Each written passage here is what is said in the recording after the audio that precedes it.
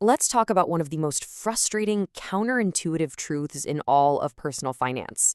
Why getting your first $100,000 is just so much harder than all the rest. Seriously, it's this huge wall that so many people hit and just never get over. So in this explainer, we are going to break down exactly why that is, and more importantly, what's waiting for you on the other side. We're all kind of hardwired to see luxury and think wealth, right? You see the fancy watch, the expensive car, and your brain just instantly jumps to, wow, that person is rich. But this little statistic, it pulls back the curtain on a pretty shocking truth. More often than not, what you're seeing isn't actually wealth, it's just spending. I mean, just let that sink in for a second. 75%. That means 3 out of every 4 people you see who project this image of success, well, they might be standing on incredibly shaky financial ground. It's a powerful illusion, for sure. And here's the reality behind that number. We're talking a total net worth of less than $15,000.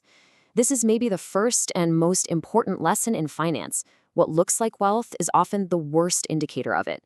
Real, actual wealth isn't about what you spend. It's about what you keep. And that's the stuff that's almost always invisible. Okay, so if flashy spending isn't the goal, what is? Well, it's building wealth, quietly, in the background.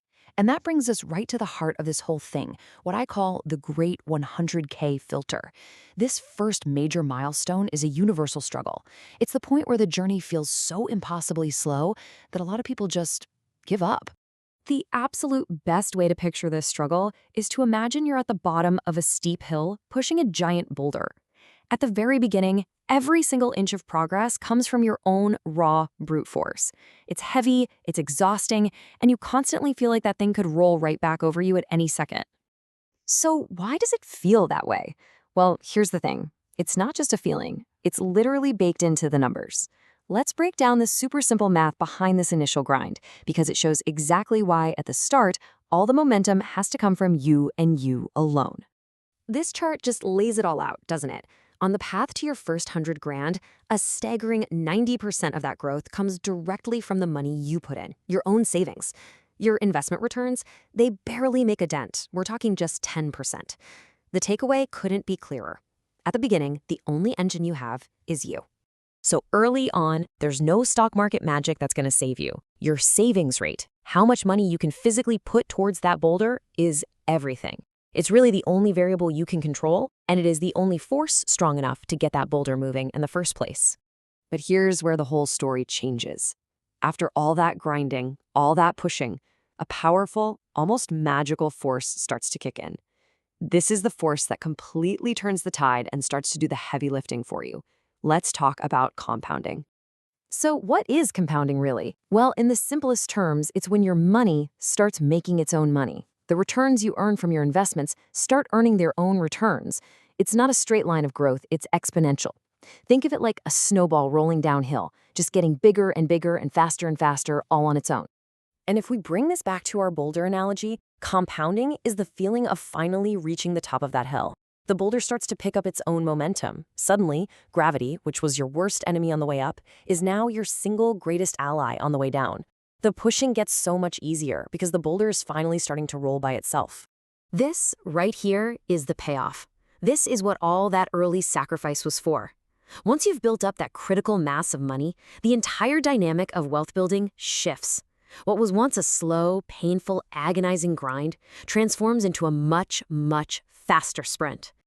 This timeline just shows the payoff in action. Look at that acceleration. Getting from $0 to $100,000, the grind, took 7 long years. But the next 100,000, that happens in just 4 years. That's almost half the time.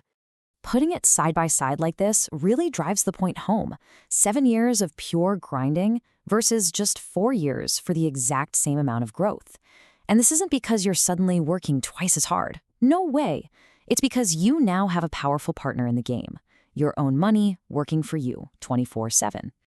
And now look at the math. Remember that first chart where your savings were doing 90% of the work? Well, on the journey to $200,000, that picture is totally different. Now your investment returns are doing half of the heavy lifting. Your personal effort and your money's effort, they're split right down the middle, 50-50. So here's the entire story in one simple table. The journey to your first 100K is all about the grind. It takes around 7 years and it's powered almost entirely by your savings. But the journey to the second 100K, that's the payoff. It takes just 4 years and it's powered by compounding. That's the whole secret, right there. So what does all this mean for you? Well, first, you have to stop comparing your Chapter 1 to someone else's Chapter 10. Their boulder is already rolling downhill. Yours is still at the bottom. It's not a fair fight. Second, please understand that the slow, frustrating, painful start is not a sign that you're failing. It's a required part of the process. It's a feature, not a bug. And finally, you just have to persevere.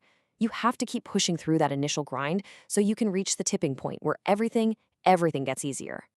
So now you get it. You see the math, you see the timeline, and you see the incredible payoff that's waiting for you on the other side of that hill. The only question left is the one that really matters. You know the math.